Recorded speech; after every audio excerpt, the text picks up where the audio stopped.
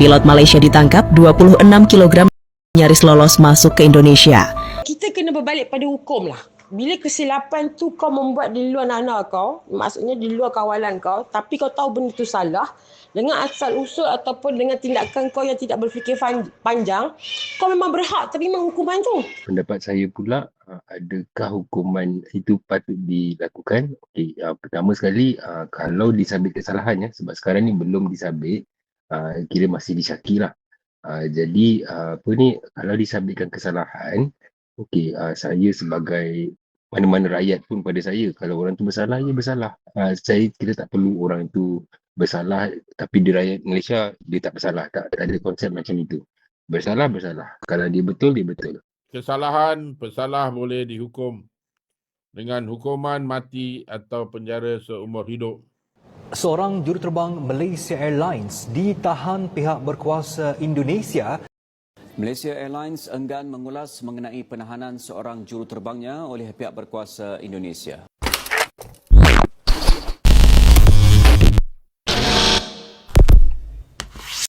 Hai, halo geng. Assalamualaikum warahmatullahi wabarakatuh. Berjumpa kembali dengan saya, Zainal Satori. Sebelum video ini saya mulai, gimana kabarnya kalian semua? Semoga semua yang menonton video ini baik-baik saja, dimurahkan rezekinya, selalu berpikiran yang positif dan dijauhkan dari mara bahaya oleh Tuhan yang Maha Esa.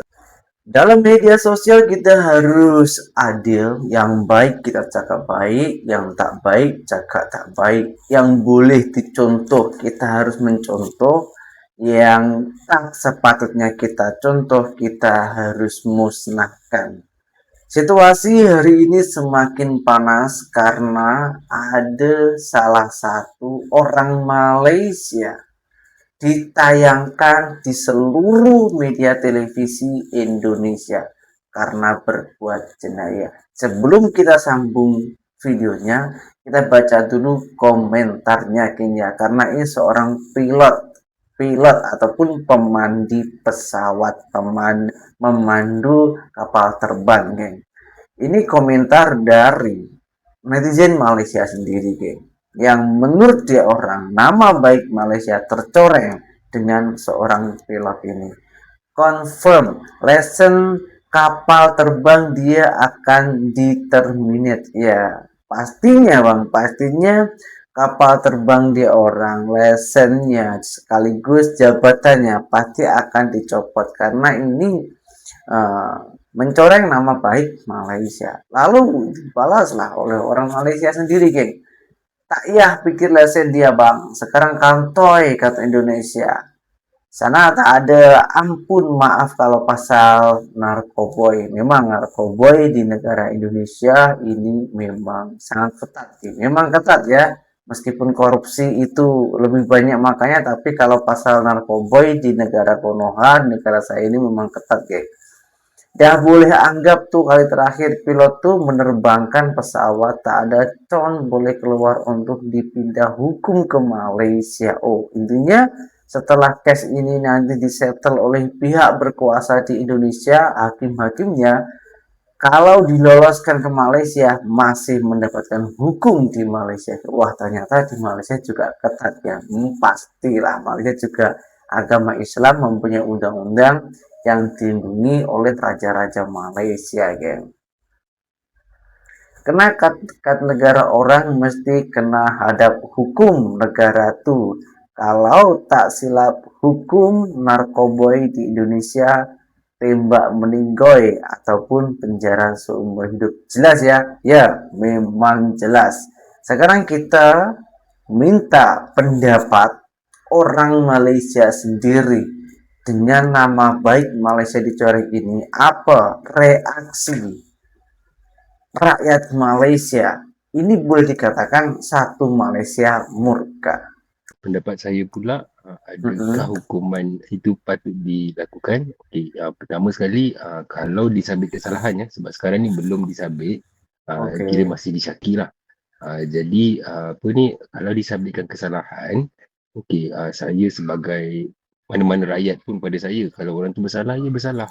Kita tak perlu orang tu bersalah tapi dia rakyat Malaysia dia tak bersalah, tak ada konsep macam itu. Bersalah kalau dia betul dia betul. Oke.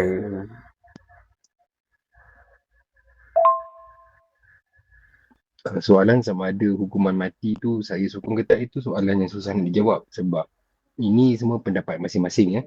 Pada saya lah, ikut yang saya dapat faham daripada dia, okey, dia tu juga penagih dan dia kata dia dibayar untuk hantar. Jadi pada saya dia bukannya bos yang asal.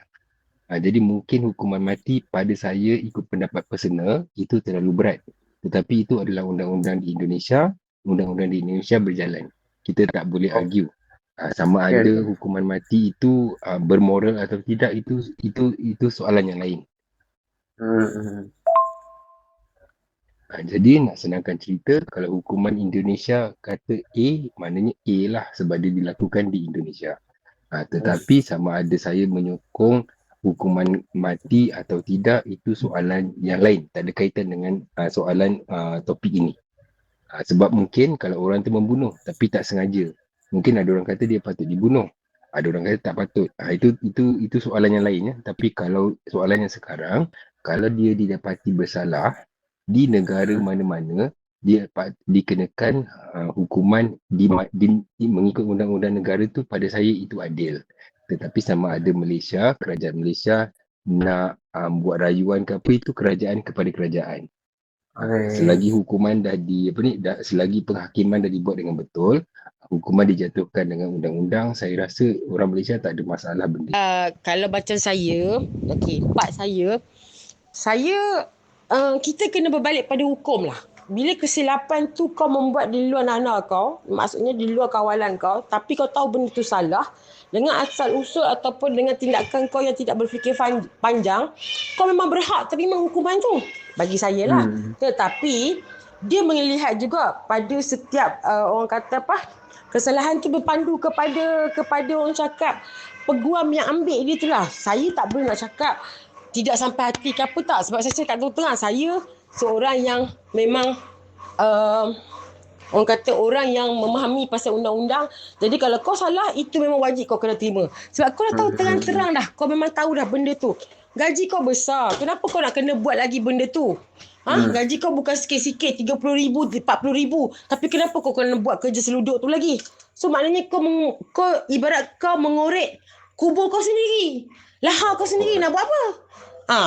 Tapi tak tahulah kan, itu pandangan saya lah. Tapi kita tak tahu, sebab tu macam saya cakap tadi, saya tidak boleh membuat sesuatu judgement untuk dia, untuk menghakimi setiap perbuatan itu, sebab saya kena tengok dia punya kes tu daripada mula sampai akhir, bagaimana perjalanan cerita dia tu. Sebab tu kita kena, sebab tu peguam dihadir bukan untuk pesalah-pesalah ni, untuk mendengar cerita dia, dan di mana cerita tu akan ditapis balik, akan dibincang pula dengan peguam negara pula, peguam negeri ke apa semua, hakim negara, hakim negeri, untuk melihat kes dia tu. Boleh tak dia tu diberikan ke orang kata ke tali gantung, ataupun dia tu dihantar balik Malaysia ke, atau macam mana kan, itu hak pada negara tu masing-masing. Kita kena akur. Kita mesti kena akur juga. Macam dulu pun bang, ada juga warga asing yang masa dulu warga asing yang jadi orang kata kaldal dadah ni apa semua kan. Dia yang masuk kat Malaysia kena tangkap, ada juga mati, kena hukum gantung apa semua kan, sebelum-sebelum ni lah. Jadi setiap negara tu berbeza-beza. Macam kalau kata kat Brazil dia lain, kat Mexico lain, dekat France, Jerman lain. Kita tak boleh nak kita tak boleh nak jangka, sebab atar dadah ni dia ada dia punya atar-atar dia berikut negara sendiri masing-masing lah, hukum dia kan. Kalau macam kat Thailand pun lain. Orang Malaysia kena tangkap kat Thailand, seluduk dadah melalui haiwan, dalam perut haiwan, kena tangkap.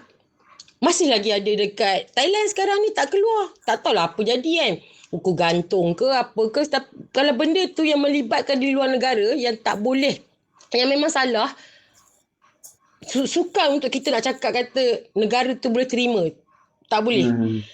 Sebab kesalahan tu kau buat kat negara orang, kau kena patuh. Kau kena akur dengan undang-undang negara tu. Nah, itu geng, itu pendapat kawan-kawan saya asli warga tempatan Malaysia. Semuanya orang Malaysia mengatakan kalau salah tetap salah. Oh, meskipun sama-sama orang Malaysia, tak boleh membela karena semuanya diserahkan kepada hukum, dan hukum itu yang berwenang yaitu Indonesia. Karena kejadian ini berada di negara Indonesia. Satu Malaysia tak membenarkan benda macam itu, bahkan murka dengan hal-hal seperti ini, sebab ini mencoreng nama baik Malaysia. Satu orang yang melakukan, tapi nama negara yang dibawa, geng. Malaysia memang tegas, tak peduli nanti endingnya macam mana. Kalau benar cakap benar, kalau salah cakap salah. Bukan mempermalukan negara, tapi bentuk kepedulian, bentuk ketegasan, bentuk keadilan Malaysia. Semua media televisi Malaysia juga menayangkan benda ini. Upah RM50,000 untuk seludup RM45 juta. PDRM kini menyemak rakaman CCTV dan imej pengimbas bagasi di KLIA susulan penahanan seorang juruterbang Malaysia Airlines yang didakwa menyeludup puluhan kilogram ke Jakarta, dan pengarah JSJN Bukit Aman Datuk Hussein Omahan mengesahkan siasatan dibukakan di Malaysia selepas menerima maklumat rasmi daripada Polis Republik Indonesia, dan suspek yang berusia 39 tahun itu ditahan di Terminal 3 lapangan terbang Soekarno-Hatta bersama 15 bungkusan mengandungi 70,114 kapsul ekstasi dan metafetamin bernilai RM45 juta. Dan suspek sebenarnya telah pun mengaku menerima upah RM50,000 untuk membawa bekalan itu dari KL ke Jakarta dan pernah melakukan perbuatan sama ke Jakarta dan Sabah sebelum ini. Dan PDRM kini meneliti kemungkinan wujud rangkaian sindiket yang menggunakan laluan udara dan keistimewaan kru penerbangan. Sementara itu, Malaysia Airlines menegaskan memberi kerjasama penuh dan tidak akan berkompromi terhadap salah laku integriti. Pihak berkuasa penerbangan awam Malaysia turut memaklumkan tindakan penggantungan atau pembatalan lesen juruterbang berkenaan akan dipertimbangkan mengikut peraturan penerbangan awam 2016 dan berdasarkan hasil siasatan. Dan polis menasihatkan agar orang awam tidak terumpan dengan tawaran bawa barang bayaran lumayan. Tak apakah langkah sekuriti tambahan yang patut agaknya dilaksanakan untuk kru penerbangan di lapangan terbang? Kesalahan pesalah boleh dihukum dengan hukuman mati atau penjara seumur hidup. Seorang juruterbang Malaysia Airlines ditahan pihak berkuasa Indonesia selepas disyaki cuba menyeludup 25 kg negara itu melalui lapangan terbang Soekarno-Hatta, Jakarta. Suspek yang berusia 39 tahun kini berdepan tindakan undang-undang atas kesalahan berkaitan pengedaran dalam jumlah yang besar. Suspek ditahan pada Selasa lalu di pintu masuk Terminal 3 lapangan terbang Soekarno-Hatta selepas petugas bahagian kastam dan cukai mengesan objek mencurigakan ketika pemeriksaan melalui mesin pengimbas bagasi. Hasil pemeriksaan menemui 15 paket besar yang mengandungi 70,114 kapsul ekstasi dan metafetamin dengan anggaran berat keseluruhan 25 kilogram. Pengarah Pencegahan Jenayah Narkotik Polis Republik Indonesia, Brigadier Jeneral Eko Hadi Sentoso berkata, siasatan awal mendapati suspek dipercayai menerima bayaran sebanyak RM50,000 bagi membawa dadah berkenaan dari Kuala Lumpur ke Jakarta. Menurut beliau, dikatakan dikirim oleh seorang individu di Malaysia sebelum diambil oleh seorang lagi individu di hotel penginapan suspek di Jakarta. Polis Indonesia kini sedang mengesan rangkaian sindiket yang dipercayai beroperasi di Malaysia dan Indonesia serta tidak menolak kemungkinan ia membabitkan jaringan antarabangsa. Siasatan turut mendapati suspek positif dadah dan mengakui ini merupakan kali ketiga dia membawa bekalan. Katanya kali pertama suspek menyeludup dari Sabah, manakala kali kedua membawa 7 kg metafetamin ke Jakarta. Suspek kini ditahan di Pusat Tahanan Polis Republik Indonesia dan berdepan pertuduhan berkaitan mengimport, menjadi orang tengah serta berkonspirasi mengedarkan dadah dalam kuantiti besar. Sementara itu, Malaysia Airlines memberikan kerjasama sepenuhnya kepada pihak berkuasa susulan penahanan seorang juruterbangnya itu. Syarikat penerbangan berkenaan turut menegaskan tidak akan berkompromi terhadap sebarang bentuk salah laku yang melibatkan pegawainya. Malaysia Airlines dalam satu kenyataan memaklumkan pihaknya memandang serius dakwaan berkaitan kesalahan melibatkan. Bagaimanapun katanya kes itu masih dalam siasatan pihak berkuasa Indonesia dan adalah tidak wajar untuk diberikan ulasan lanjut pada peringkat ini.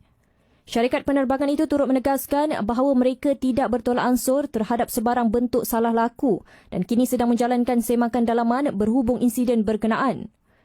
Malaysia Airlines berkata keselamatan, sekuriti dan integriti operasinya kekal menjadi keutamaan utama syarikat.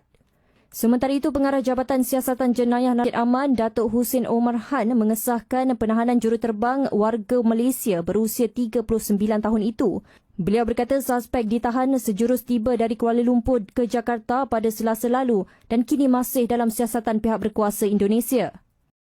Malaysia Airlines enggan mengulas mengenai penahanan seorang juruterbangnya oleh pihak berkuasa Indonesia kerana disyaki terlibat dalam kes berkaitan. Namun menegaskan syarikat penerbangan itu memandang serius dakwaan sedemikian. Syarikat penerbangan nasional itu dalam pernyataan kepada Bernama hari ini memaklumkan Malaysia Airlines akan memberikan kerjasama sepenuhnya kepada pihak berkuasa berkaitan mengikut semua undang-undang dan peraturan yang berkuat kuasa. Menurutnya memandangkan perkara itu masih dalam siasatan pihak berkuasa Indonesia adalah tidak wajar untuk syarikat penerbangan itu untuk mengulas lebih lanjut mengenai perkara itu pada peringkat ini. Malaysia Airlines menegaskan sekali lagi bahawa syarikat tidak akan bertolak ansur terhadap sebarang bentuk salah laku dan kini menjalankan semakan dalaman berhubung perkara ini. Menurut kenyataan itu, syarikat penerbangan itu turut menegaskan bahawa keselamatan, sekuriti dan integriti operasinya kekal menjadi keutamaan.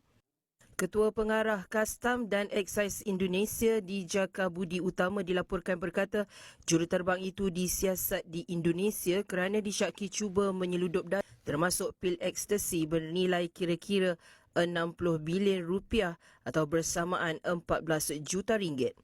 Juruterbang warga Malaysia itu ditahan kerana disyaki cuba menyeludup sejumlah besar dan termasuk lebih 70,000 pil ekstasi sekitar 25 kilogram ke Indonesia. Suspek berusia 39 tahun itu dilaporkan menerbangkan pesawat Malaysia Airlines MH727 dari Kuala Lumpur ke Jakarta sebelum ditahan pada Rabu 29 Julai di Terminal 3 Lapangan Terbang Antarabangsa Soekarno-Hatta. Cuba seludup bahan terlarang RM45 juta juruterbang Malaysia ditahan di Jakarta. Elok-elok kerja, lakukan dengan baik. Jangan buat perkara yang membinasakan diri. Jadikan iktibar, jadikan pengajaran buat yang lain. Ingat, nak kaya, kena kerja dengan baik. Nak kaya, tiada jalan pintas. Terima kasih kerana menonton. Tinggalkan komen kalau ada apa-apa cadangan dan pembetulan. Manusia memang tak ada yang sempurna dan di setiap negara pasti ada kejahatan. Pasti ada problem-problem rakyat yang menyalahkan ataupun menyalahi yang melanggar peraturan-peraturan yang dah diterapkan oleh kerajaan Malaysia. Dan adanya media televisi internasional Malaysia menayangkan beberapa media televisi internasional itu semuanya menayangkan disebarkan seluruh Malaysia agar tahu kesalahannya dan ini juga bentuk kepedulian dan juga ketegasan kerajaan Malaysia dengan rakyatnya agar rakyatnya lebih tertib, lebih beratur, lebih menjaga kebersihan, bukan hanya membanggakan negara kita tapi tak ada kemajuan, tak ada bantu sikit-sikit apapun. Mengenai hal ini, inilah keadilan rakyat Malaysia, mulai dari yang tua dan juga yang muda. Kalau hukum, kalau salah tetap salah, satu pun tak ada yang membela. Inilah kehebatannya negara jiran, geng. Sekian, terima kasih dari saya. Apabila ada tutur kata saya yang kurang baik ataupun ada yang kurang sopan, saya minta maaf dan sebanyak-banyaknya. Dan berjumpa kembali di video saya yang berikutnya. Assalamualaikum warahmatullahi wabarakatuh. Bye-bye.